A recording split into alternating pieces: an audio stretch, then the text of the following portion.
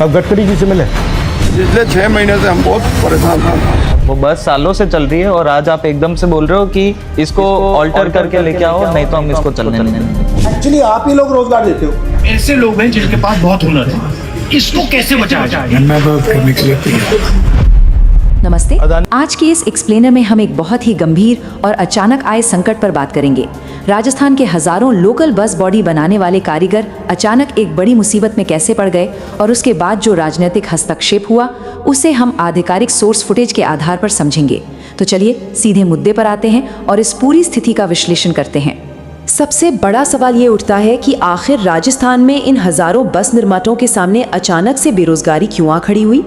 इस deep dive में जाने के लिए सबसे पहले हमें उन अचानक बदले गए नियमों यानी सडन रेगुलेटरी चेंजेस को देखना होगा। एक ऐसी लोकल इंडस्ट्री जो पीढ़ियों से आराम से चली आ रही थी, वो रातों रात ठप क्यों हो गई। आइए इसे डिकोड करते हैं। सोर्स मटेरियल से ये एकदम क्लियर हो जाता है कि क्षेत्रीय परिवहन कार्यालयों यानी आरटीओ ने अचानक से एक नया नियम लागू कर दिया। नियम ये था कि जो बसें पहले से रजिस्टर्ड हैं और रोजाना सड़कों पर दौड़ रही हैं, उनमें भारी बदलाव किए जाएं। इसका नतीजा ये हुआ कि उनका मौजूदा रजिस्ट्रेशन एक झटके में इनवैलिड हो गया।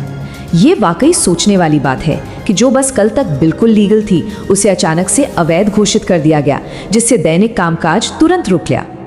अब इस झटके के स्केल पर गौर करते हैं। 10,000 सोर्स में दिए गए CIRT के आंकड़ों की माने तो इस अचानक आए पॉलिसी शिफ्ट से कम 10,000 लोकल मैन्युफैक्चरिंग यूनिट सीधे खतरे में आ गईं।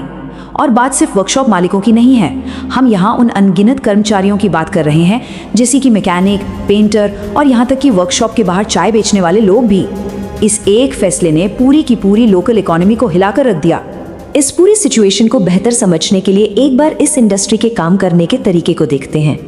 होता यह है कि एक प्राइवेट खरीदार टाटा या अशोक लेलैंड जैसी कंपनियों से एक बेस चैसिस खरीदता है। इसके बाद लोकल कारीगर अपनी मेहनत और हाथों के हुनर से उस चैसिस के ऊपर पूरी कस्टम बस बॉडी को तैयार करते हैं। जब पूरी बस बन जाती है तब जाकर आरटीओ से रजिस्ट्रेशन अप्रूवल लिया जाता है। ये पूरा प्रोसेस पूरी तरह से मैनुअल और हैंडीक्राफ्ट पर टिका है। और इस पूरी प्रोसेस में कॉस्ट कितनी आती है? कारीगरों के बताए आंकड़ों को देखें तो सिर्फ एक कस्टम बस को तैयार करने में लगभग 70 से 80 लाख रुपए तक का भारी खर्च आता है। 70 से 80 लाख, ये बिल्कुल भी छोटी रकम नहीं होती। इसका सीधा सा मतलब है कि अगर आरटीओ अचानक किसी बस को रिजेक्ट कर दे तो इन छोटे व्यापारियों की कमर ही टूट जाएगी। ये उनके लिए फाइनेंशियली पूरी तरह से बर्बाद कर देने वाली स्थिति बन जाती है। इस पूरे विवाद की जड़ में एक बहुत बड़ा फर्क है।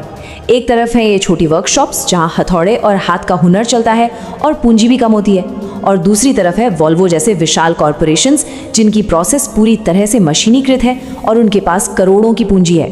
वीडियो फुटेज में ये वर्कर्स यही पॉइंट उठाते हैं कि नए लाइसेंसिंग रूल्स ऐसी छोटी वर्कशॉप्स के बजाय बड़ी कंपनियों का पक्ष लेते दिखते हैं, क्योंकि इन कारीगरों के पास मशीनें और भारी भरकम बजट नहीं है। इसी पॉइंट पर हम राहुल गांधी के उस दृष्टिकोण को देखते हैं जो फुटेज में सामने आया है।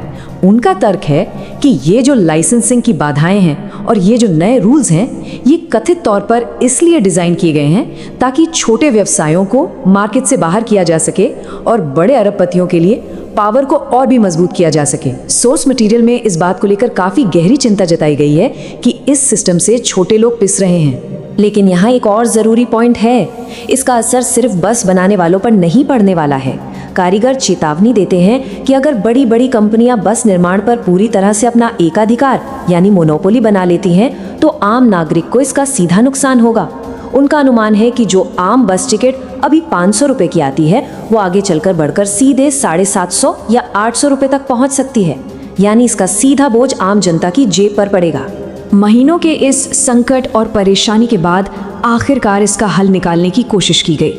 इन कारीगरों ने राहुल गांधी और प्रियंका गांधी के साथ मिलकर सीधे केंद्रीय मंत्री नितिन गडकरी के साथ एक काफी जरूरी मीटिंग की।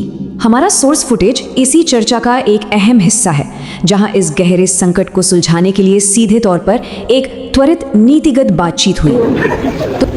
इनका कहना है कि इनके पास हर व्यक्ति के पास ऐसे लोग हैं जिनके पास बहुत हुनर है, बहुत कैपेबिलिटी है, और वो अपना हुनर देश को देना चाहते हैं ना। प्रॉब्लम क्या आ रहा है कि आज की पॉलिसी से ये सब खत्म हो जाए और वो जो पूंजी है वो जो पूंजी है, जो देश की पूंजी है, वो खत्म हो जाएगी। इसको कैसे बचाया जाए? ये इनके हुनर को टिकना चाहिए, इसको कोई प्रॉब्लम नहीं, मैं बात करने के लिए तैयार। और आपकी बात बिल्कुल सही है कि आपको इसको जिंदा रखना है, पर कुछ काम जो है समझो 16 mm की अगर स्टील की है वो प्रेसिंग नहीं करना पड़ेगा, इनको प्रेसिंग मशीन लगेगा, प्रेस लगेगा। नहीं, बट इनका प्रॉब्लम ये भी ना कि इनको फाइनेंस नहीं मिलता है।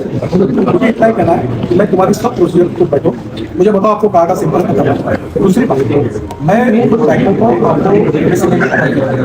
आपको मैक्सिमम 5 करोड़ रुपए का आपको एक 1.5 एकड़ का 2 बड़े शेड पावर कनेक्शन है।